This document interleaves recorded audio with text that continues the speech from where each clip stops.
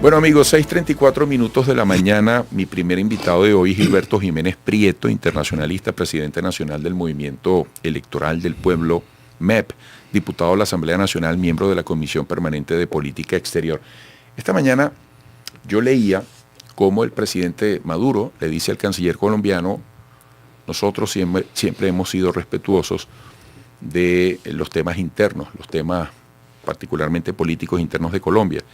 Y Colombia está proponiendo una reunión de los presidentes Lula, Petro y Andrés Manuel López Obrador de Brasil, Colombia y México respectivamente para discutir situación en Venezuela. Gilberto, al darte los buenos días, ¿cómo evalúas esa propuesta?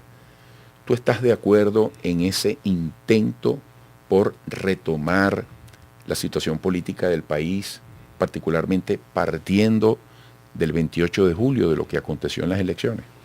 Bueno, muy buenos días. Primero agradecer la invitación una vez más aquí a tiempo. Saludando a todos quienes nos escuchan, a los fieles oyentes que tienes. Te queda muy bien el color morado, por cierto, Eduardo. Estamos combinados. ¿Viste? Bueno, fíjate una cosa, ¿no? Cualquier intento de diálogo, yo creo que tiene que ser saludado. Cualquier intento de encuentro, siempre en el marco del respeto, tiene que ser saludado. Yo creo que esta iniciativa, yo creo que mal aplicada o mal desarrollada por parte del canciller Murillo, Luis Gilberto, por cierto, tocayo, Luis Gilberto Murillo, no es condenable, ¿no? Ojalá hubiese un intento de diálogo en el mundo por la situación de Palestina, ojalá hubiese un intento de diálogo para buscar soluciones a lo que está sucediendo en Ucrania, etcétera, etcétera. Pero bueno, estamos hablando particularmente del caso de Venezuela, un país que ha estado en el ojo del huracán, desde hace más de 25 años. Desde que la revolución se hizo gobierno aquí en Venezuela, cualquier cosa que ocurra, digamos, genera grandes movimientos y atrae la atención del escenario internacional.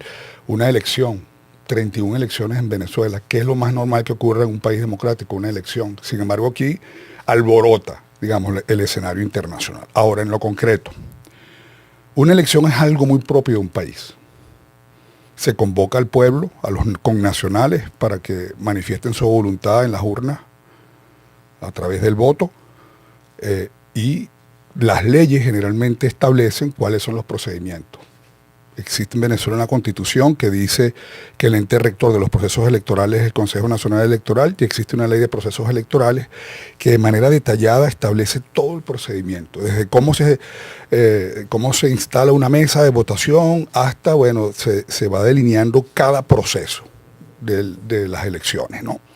Por lo tanto, no es nada novedoso para el pueblo venezolano, a los que hemos ido a votar constitucionariamente las 31 veces a los procesos. Hay gente que decidió por un tiempo no participar, pero bueno, es un derecho que tiene cada persona, ¿no? Entonces, en lo concreto, están hablando de una crisis, y yo creo que esto es lo que genera las alarmas, una crisis política en Venezuela.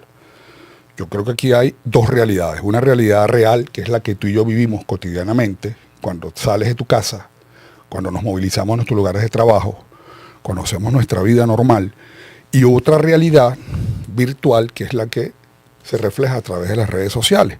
Efectivamente, tal como se han realizado todos los procesos electorales, fuimos a unas elecciones el 28 de julio, por cierto, adelantadas. Generalmente se hacían en diciembre y esta vez las hicimos en el 28 de julio. Tal como históricamente se ha hecho, el ente rector, según la Constitución, da los resultados como históricamente hace, da resultados. Pero lo que pasa es que la gente dice que históricamente se desglosan los resultados por regiones, con sus colores, y que las actas son de acceso en la información, con todos los detalles para todo el mundo. Bueno, fíjate. Ese ha sido el punto. Claro, cierto.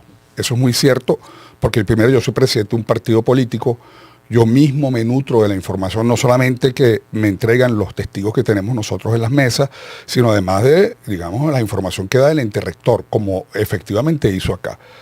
Pero es que este proceso de elecciones, incluso antes del proceso de escrutinio, se hizo una denuncia por parte del ente rector donde dijo, porque generalmente la publicación de esa información detallada, mesa por mesa, se hace en la página web y ya tú sabes, pues en tal mesa tantos votos, bien detallado, históricamente se ha hecho, pero en este caso hubo un ataque cibernético que impidió esa publicación de los resultados detallados. ¿Y entonces cómo se obtuvieron los resultados?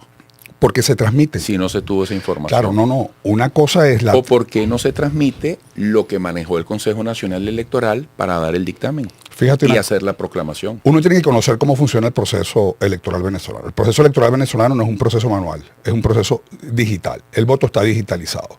Una vez que tú cierres la mesa electoral, ¿okay? Y el responsable del Consejo Nacional Electoral o el responsable de la transmisión, en ese momento, cuando cierra y se emite la página de escrutinio, en ese momento se hace una transmisión directa al centro de cómputo. Es decir, esos procesos de envío, de transmisión de data, no fue afectada por este ataque. El ataque es a la hora de la publicación de la información. De hecho, la página está caída. Tú tratas de entrar en estos momentos, incluso en aquellos días, a la página y no tienes acceso a ella. Digamos que es la fuente primaria de información que tenemos los venezolanos y las venezolanas de los resultados electorales. Sin embargo, el Consejo Nacional Electoral espera tener más del 80% de la data, que es lo que da la tendencia irreversible de los resultados, y efectivamente el 28 de julio, casi a las 12 de la noche, 11:40 creo que fue de la noche, emite el primer boletín con el 81% de la transmisión de la data. ¿Por qué se hace ahí? Porque posteriormente hay lugares donde no se transmite la data, llega de manera manual, la envían por, no sé, por transporte terrestre en los lugares más recónditos del país, y eso va a la medida que van llegando la información, y claro, entonces se va a hacer el 100% de la transmisión. Entonces, esto yo creo que es importante que el pueblo venezolano lo tenga claro. Es decir, aquí, pero fíjate, Gilberto, ¿existe espacio o debería crearse el espacio para ir a la indagación posible? Claro, ya hay una sentencia definitiva del Tribunal Supremo de Justicia, pero hay una situación compleja, porque incluso hay una orden de privativa de libertad, ¿verdad?, para el candidato que participó, Edmundo González Urrutia. Pero además un hombre como Enrique Márquez, que hasta fue vicepresidente del Consejo Nacional Electoral, por ejemplo, viene manejando unos alegatos. Es decir, hay unas posiciones que se confrontan desde el argumento de cada quien. Y lo político es importantísimo en este momento. Claro. Lo político. Tú ves posibilidades de que se active ese recurso que tiene la política de generar diálogos. ¿Tú crees que hay algo que dialogar? ¿Tú crees que no hay una crisis política en el país? Mira, yo creo que en Venezuela es un Estado de Derecho. Aquí no se está inventando absolutamente nada. Y el hecho que tú seas opositor no es una patente de corso para violar la ley. Ni tú ni ninguna persona, y ni que seas miembro del alto gobierno. Estoy hablando en general. Claro. Ningún venezolano, por su condición política, por su condición de trabajo, está por encima de la ley. Yo te estaba hablando a ti de la ley de procesos electorales. Mira, Eduardo, si tú tienes alguna duda, si tú sientes que ha habido alguna irregularidad en el proceso electoral, existen los canales para hacer valer tu posición. ¿Qué establece la ley? Acudir en primera instancia al Tribunal Supremo de Justicia con las pruebas que tú tienes. ¿Cuáles son las pruebas que tú debes tener para que te hacen ver de que hay un posible fraude? Las actas. Tú vas con tus actas, que además a todos los partidos políticos que tienen testigos se llevan la copia de lo que llaman el famoso chorizo, ¿no?, que es el papel que emite la máquina con los resultados de los escrutinios de esa mesa. Y eso es lo que te hace a ti tener el argumento de que hay un posible fraude. Pero tú acudes a tu primera instancia, que es el Consejo Nacional Electoral. Si no son satisfechas tus expectativas en el Consejo Nacional Electoral, la misma ley establece que tú puedes acudir a una segunda instancia, que es el Tribunal Supremo de Justicia. Si existe el recurso de las actas, ¿dónde está el desglose? El resultado. Mira, el resultado en la mesa tal, en el centro tal, en el municipio tal, en el estado fueron tal como se ha hecho toda la vida. Tú mismo lo estás diciendo que están las actas. O sea, eso se ha construido. Es que las actas fueron entregadas, claro, las actas fueron entregadas al Tribunal Supremo de Justicia. Pero esa información, hablando de lo que históricamente ha vivido el venezolano, que aparece el mapa, aparecen las proporciones, porque además eso es un elemento Eso es un elemento de gran utilidad en la lectura del país, en el ejercicio de la política. Claro, nos ayuda a evaluar. Claro, y vienen unas elecciones importantísimas. Para el año que viene, claro. Pero fíjate una cosa. Bueno, a ti no, digamos, como venezolano, en el caso, tratando de ser neutral, es difícil en estos momentos, en un país tan altamente polarizado, ser neutral, pero digamos, por el bien del país, tratando de ser el abogado del diablo. ¿No te parece curioso que primero se haga lo posible por evitar que el ente rector pueda publicar esos resultados tal como tú lo estás mencionando? Estamos hablando de un ataque masivo desde el punto de vista cibernético a toda la plataforma del Consejo Nacional Electoral. Y quien diga que esos son cuentos de camino, bueno, vean los ataques que está sufriendo el sistema eléctrico. Esa es la guerra de quinta generación. Tú sabes que eso se utiliza en el mundo y que los grandes países, las grandes potencias tienen ejércitos desde el punto de vista cibernético. Me queda un minuto. Sí, es real el ataque cibernético.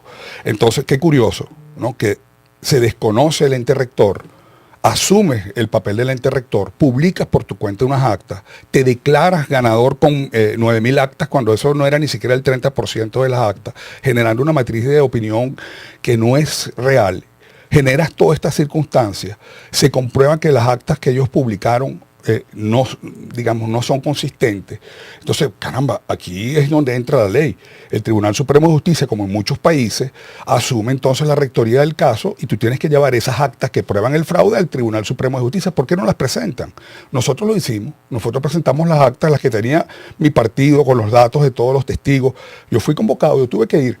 Y es el Tribunal Supremo que tiene que decirlo. Oye, no, si tú tienes las pruebas de un fraude en tus manos, ¿por qué no deja que sea el ente? Entonces el otro argumento, no, pero es que aquí no hay separación de poderes porque se lo entregan. Entonces no tenemos salida, no hay salida, estamos entrampados. Yo lo que creo es que si tú no acudiste al llamado que te hizo el Tribunal Supremo de Justicia, ya te pones al margen de la ley.